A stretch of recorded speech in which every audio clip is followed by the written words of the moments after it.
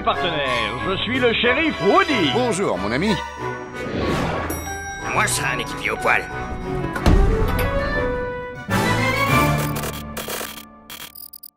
Salut à toi derrière ton écran et bienvenue dans ce nouvel épisode de hors-série collection.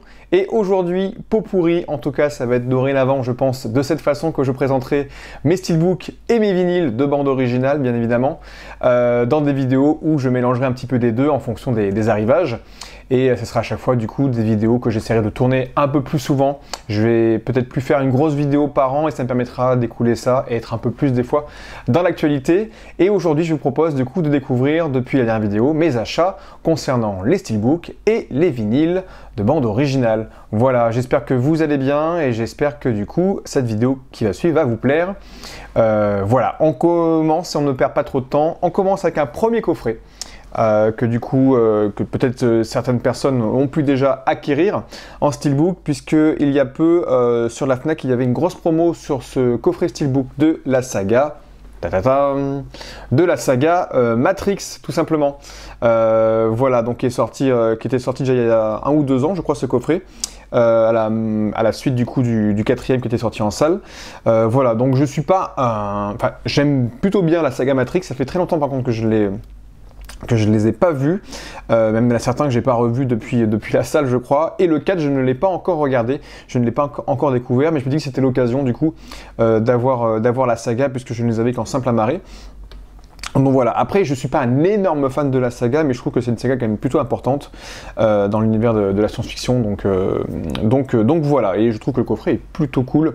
Regardez, on a du coup ce revêtement du coup avec ces écriteaux dignes de Matrix, du coup ces codes verts qui descendent avec ici le lapin. Ici, du coup, le chat, et puis devant, nous avons Neo et les autres personnages, du coup, qui sont fondus en lui, avec du coup les 4 titres. Je vous les présente du coup un petit peu un par un, ce sera plus simple. On a du coup le steelbook du premier. Voilà, j'aime bien le côté sobre et efficace du vert bleu mélangé avec ce blanc.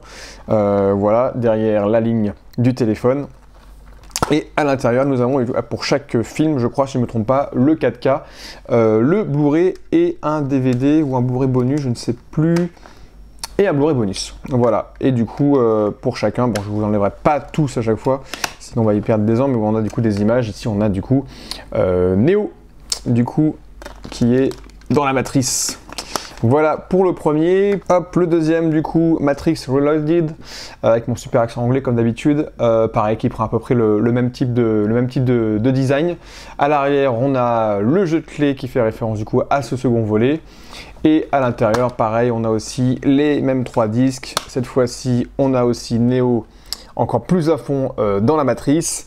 Voilà, je passe du coup au troisième, donc Matrix Révolution. Je crois que lui je l'ai pas vu depuis la salle, donc ça remonte pas mal maintenant. On prend un coup de vieux. À l'arrière du coup les bébêtes mécaniques qu'on retrouvait à la fin des films. Et pareil devant les 3 personnages toujours. Et ici toujours les 3 disques avec du coup cette fois-ci encore Neo toujours dans le fight de la matrice. Voilà, donc celui-là, il faudrait que je le refasse. En tous les cas, je me referai, je pense, toute la saga. Et on finit du coup avec le Matrix Résurrection. Donc, comme je ne l'ai pas vu, je ne pourrais pas trop vous en parler. Il y a cet effet flou hein, qui est fait exprès sur la jaquette avec notamment les 2 personnages principaux, avec cet effet de balles et de balles qui flottent un petit peu dans l'air. Et à l'arrière, on a effectivement aussi des balles utilisées et des balles usées. Voilà, pour l'instant, je n'ai pas la ref, mais je verrai ça. Je sais qu'il avait fait pas mal de polémique quand il était sorti. Moi, j'ai juste vu la bande-annonce à l'époque quand c'est sorti, et de ce que j'ai pu entendre, c'est quand même une certaine relecture ironique de la saga et de la façon de faire des effets spéciaux, la façon de faire des films aujourd'hui, en tout cas de faire des sequels, des suites à des grosses sagas. Donc voilà, il faudra que je me fasse mon propre avis. Et à l'intérieur du coup, ici on a un petit chat du coup qui doit faire je pense référence à celui qu'on a vu tout à l'heure sur le boîtier général. Voilà, donc du coup, voilà, petit coffret que je trouve vraiment très sobre, mais plutôt efficace. de la saga. Donc voilà. On continue avec un autre arrivage. Donc c'était une ressortie. Je sais qu'il y en a beaucoup qui l'ont décrié, qui l'ont pas aimé. En tout cas, le steelbook ressorti de Scarface du coup, avec Al Pacino bien évidemment, qui est ressorti que je trouvais plutôt efficace. Alors effectivement, c'est un choix, hein, mais je trouve que le côté noir et blanc et teinté de rouge était plutôt efficace. Donc voilà, je l'ai chopé d'occasion celui-ci de mémoire. Oui, c'est ça tout à fait, parce que j'ai ressorti un reprint de l'arrière, parce que malheureusement pas mal de gens ne les gardent pas quand ils les revendent. Voilà, donc un film du coup qui est quand même assez culte hein, dans l'histoire du cinéma.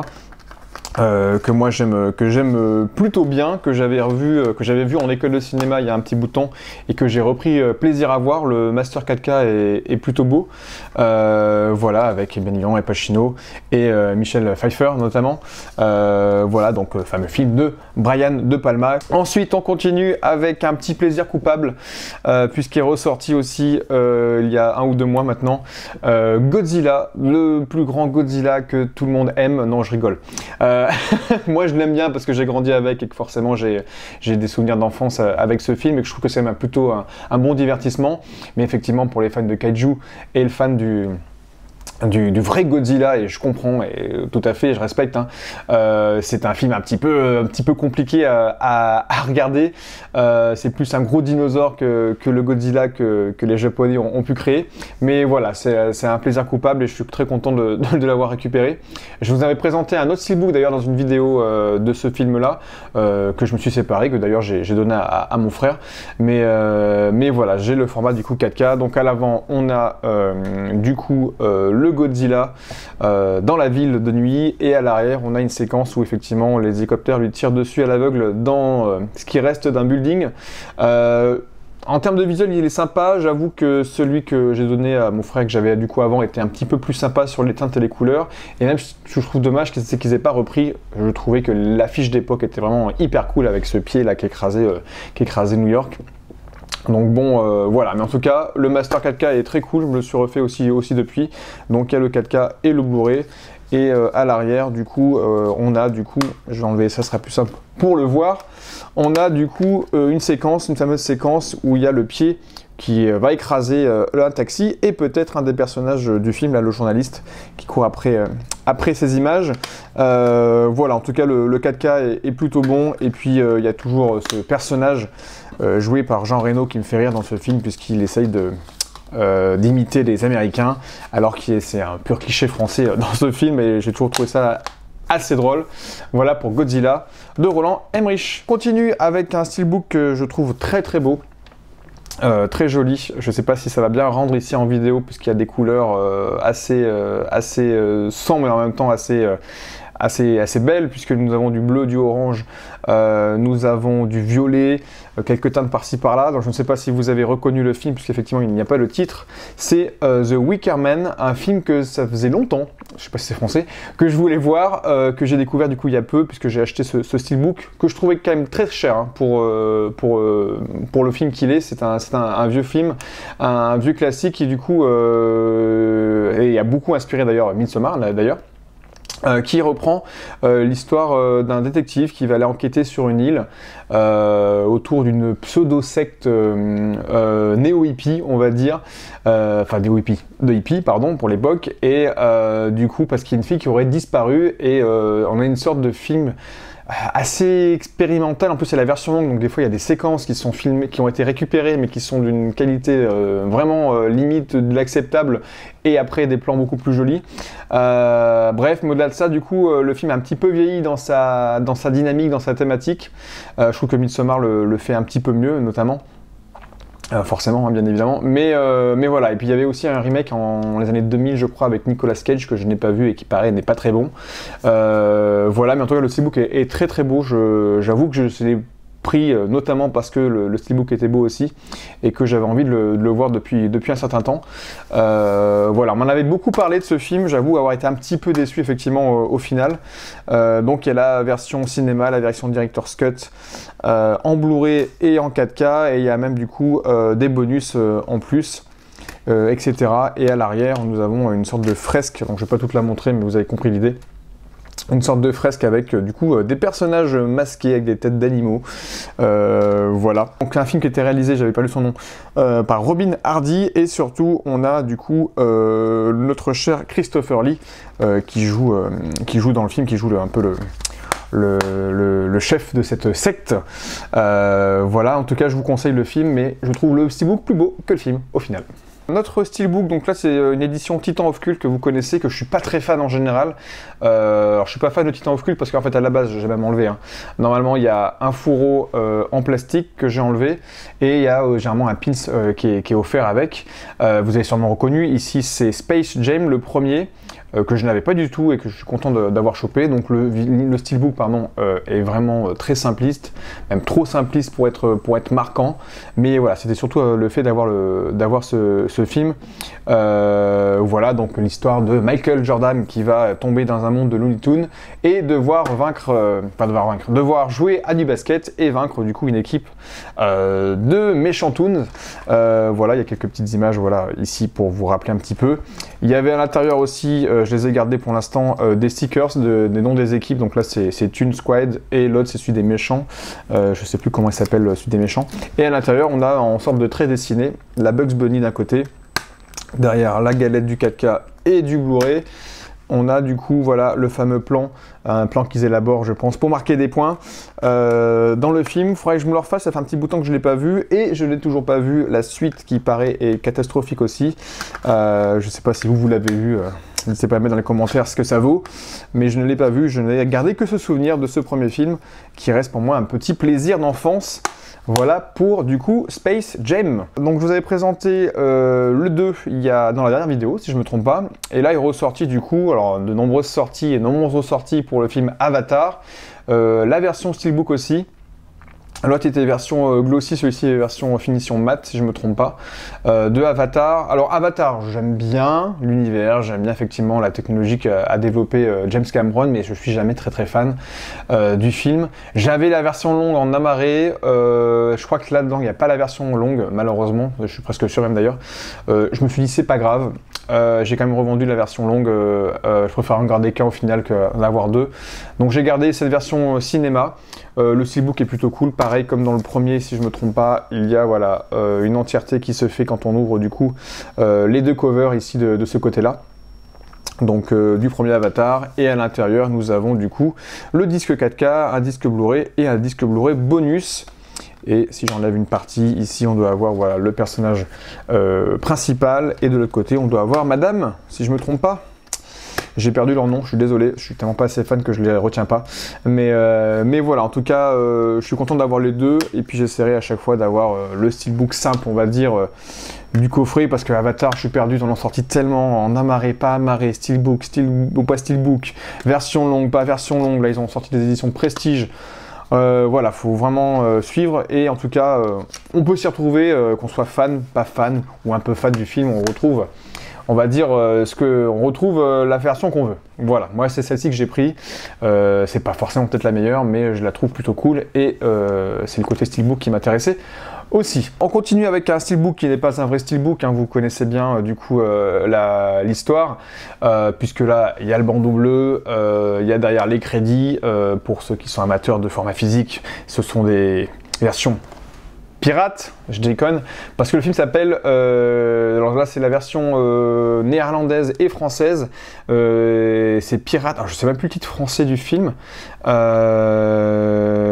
malgré eux, je crois que c'est un truc comme ça. Effectivement, il est pas dessus. Mais bon, bref. Ouais, je sais plus comment ça s'appelle. C'est Pirate... bon en rien, mauvais en tout. Ça y est, c'est marqué en tout petit ici, pardon.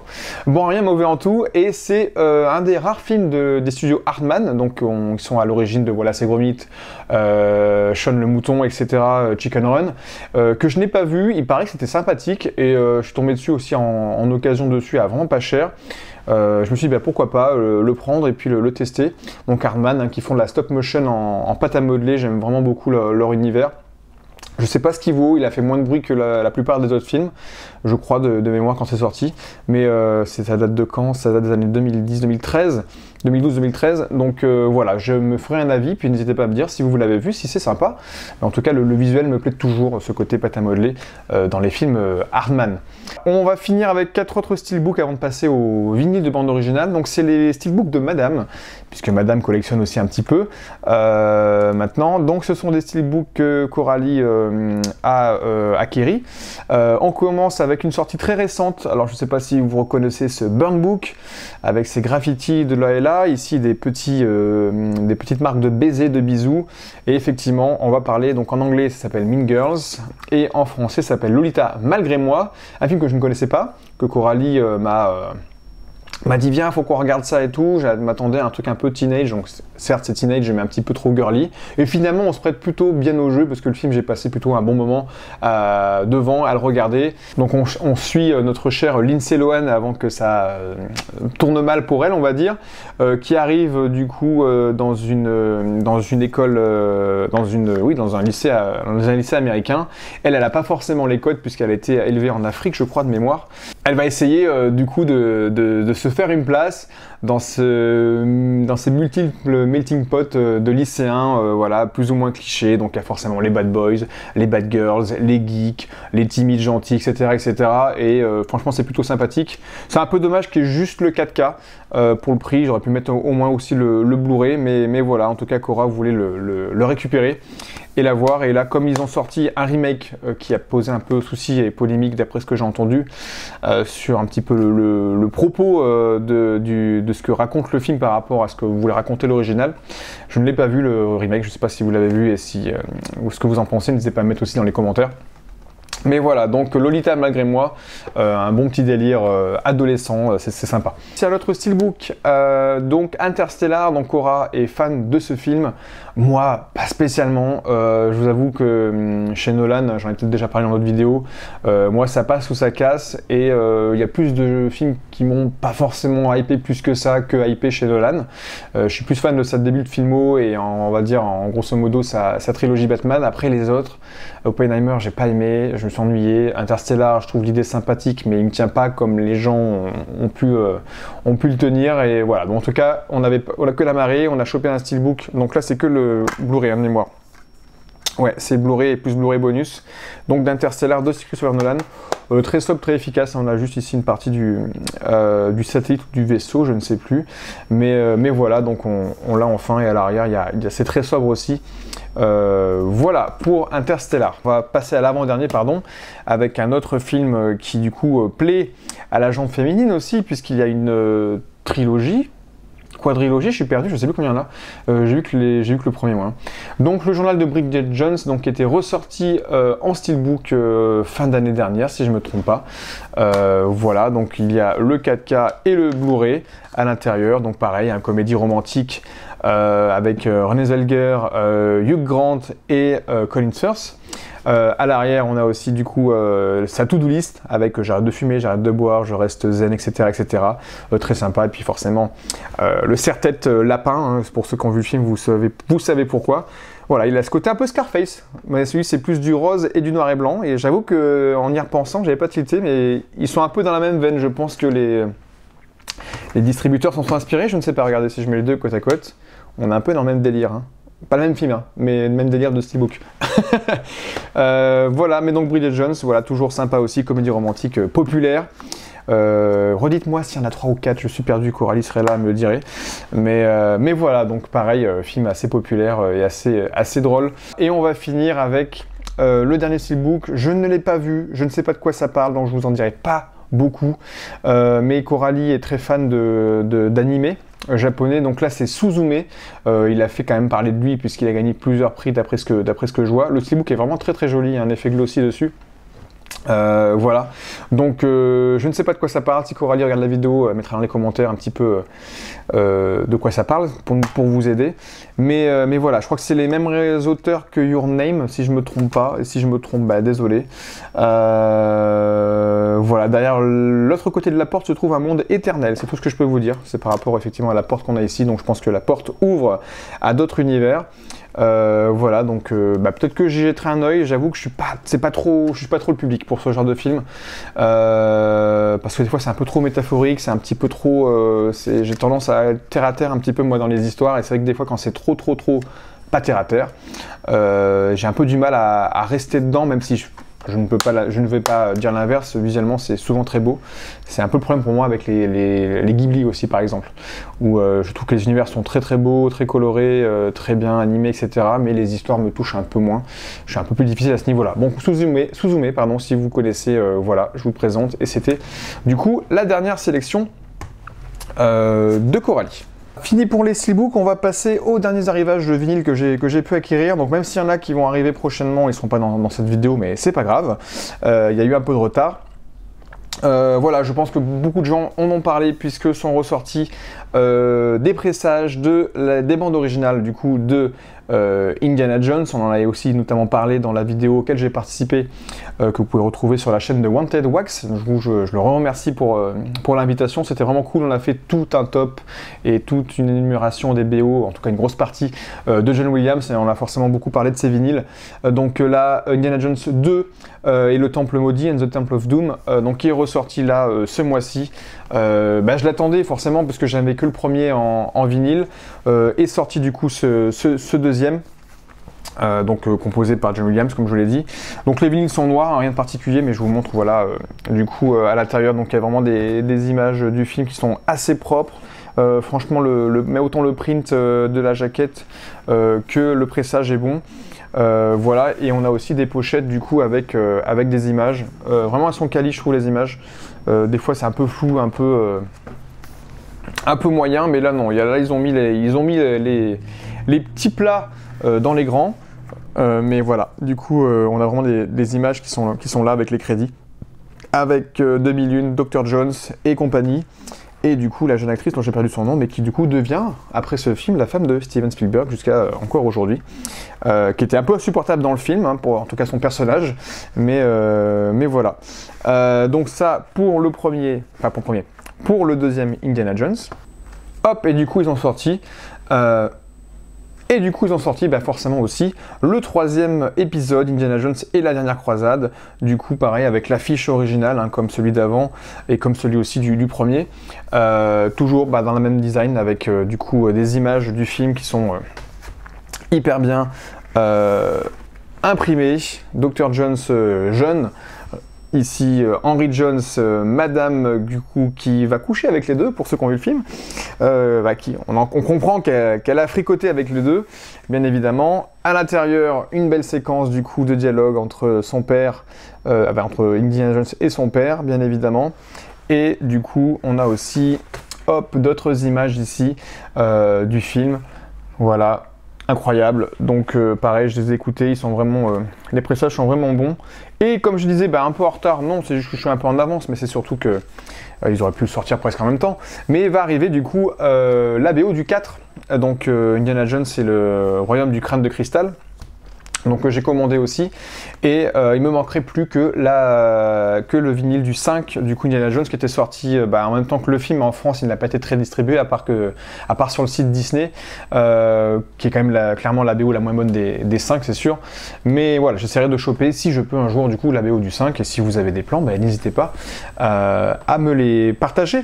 Voilà, pour continuer avec un pressage récent de chez Waxwork Records, du coup Evil Dead 2, j'en avais aucun. Je me suis refait les Evil Dead en plus il y a pas très longtemps, à la suite de la sortie de Evil Dead Rise l'année dernière. Voilà, je trouve vraiment le cover hyper beau.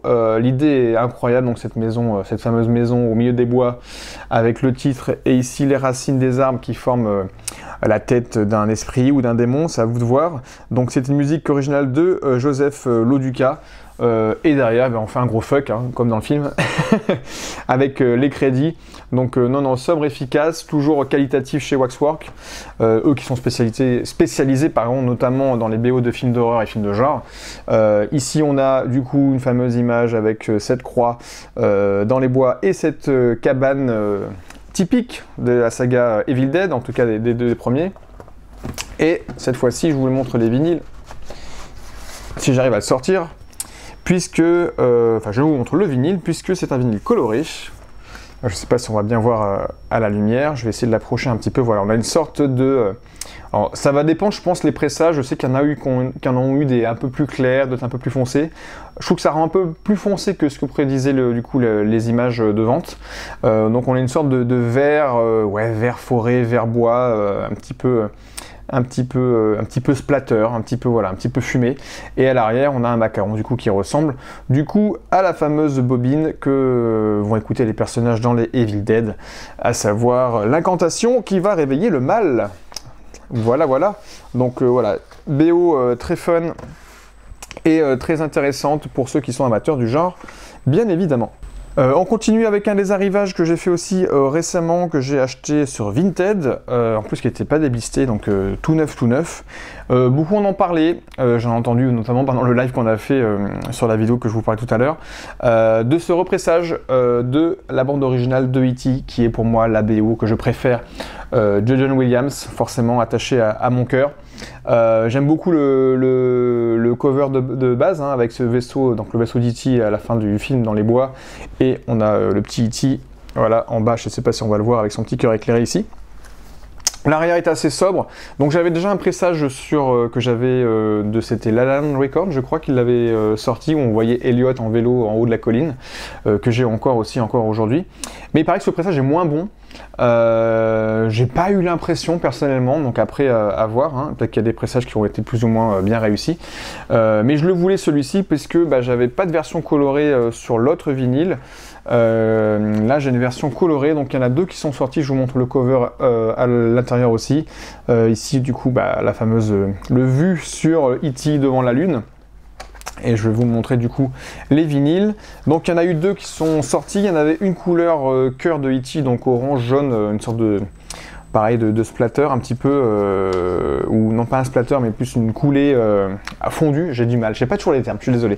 Bref, mais du coup voilà, donc là c'est la version Full Moon, donc on a une sorte de vinyle transparent avec une sorte de splatter cette fois-ci, du coup un petit peu piqué, donc vous voyez c'est splatter mais il y a des petits points aussi, couleur, ils appellent ça Full Moon, donc pleine lune.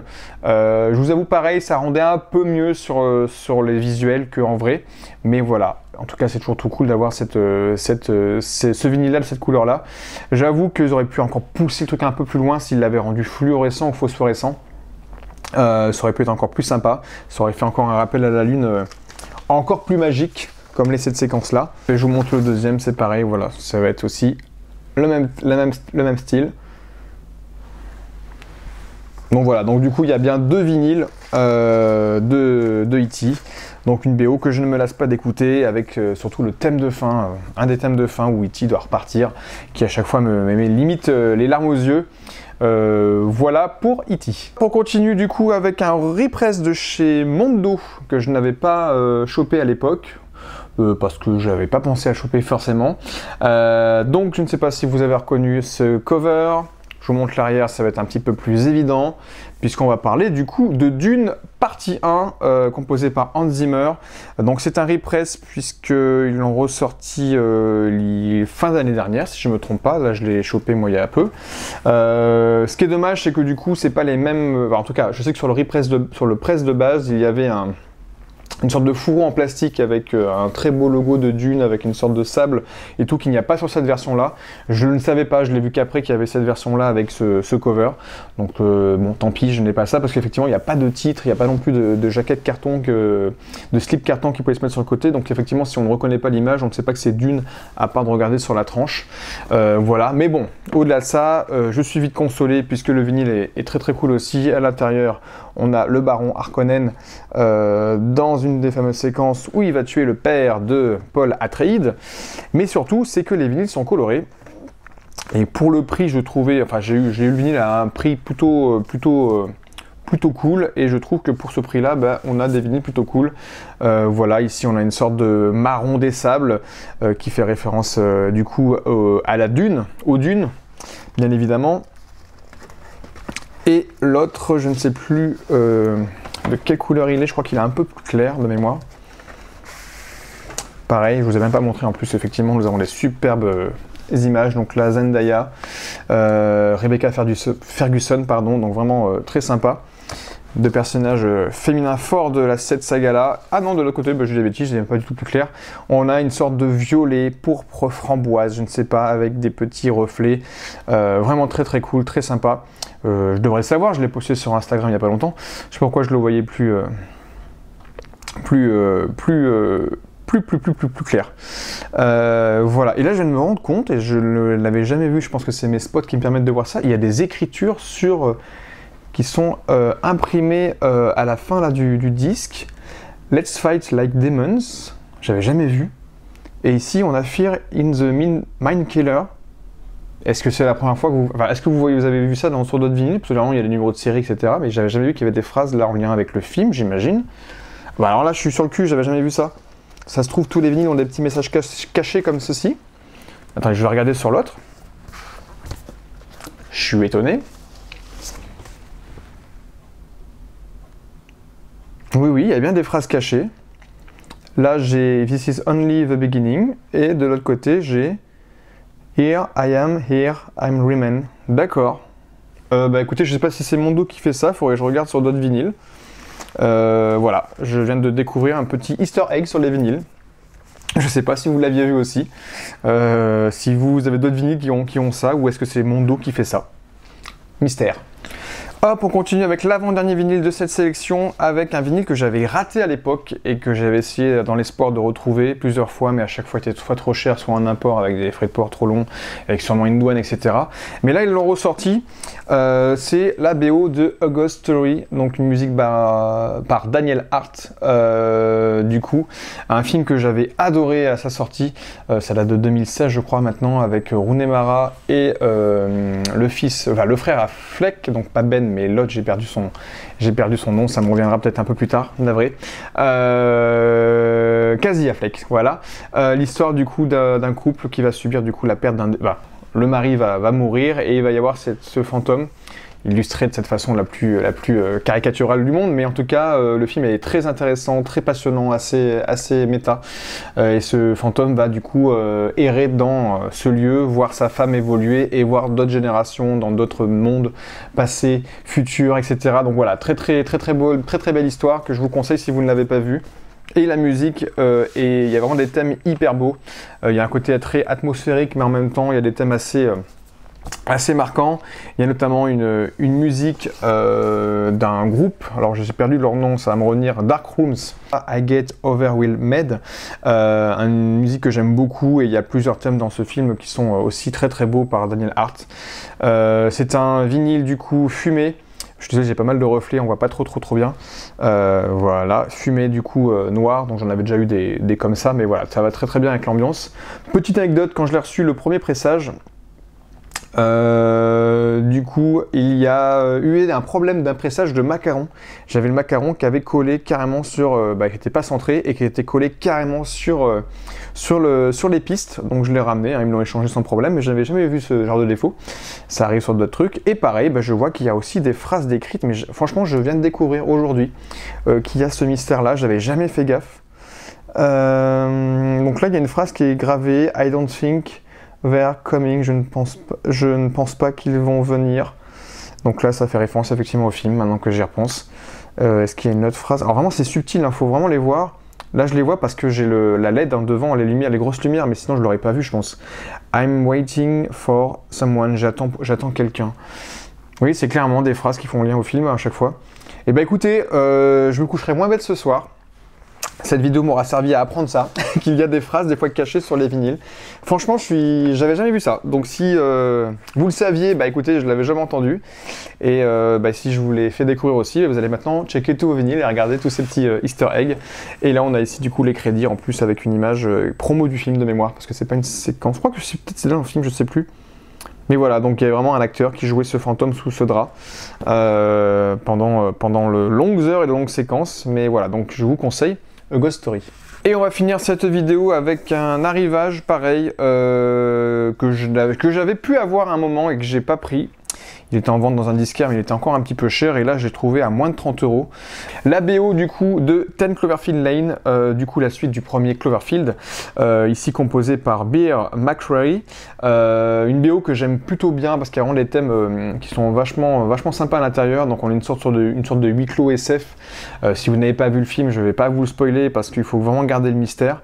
Il y a de la SF, il y a du huis clos, donc il y a des musiques plus ou moins liées à ces univers-là. Il y a notamment du coup John Goodman, Mary-Elizabeth Winstead dedans. Et John Gallagher Jr., oui, le fils du fameux chanteur John Gallagher, chanteur-guitariste d'ailleurs. Voilà, donc c'était sorti il y a déjà quelques années, je pense. Là, c'est la version Mondo. Il y a eu des versions colorées, moi j'ai la version noire, hein, tout simplement. Mais voilà, je trouve simple, efficace et plutôt cool d'ailleurs ce visuel. À l'arrière, on a John Goodman ici, en tout cas la silhouette.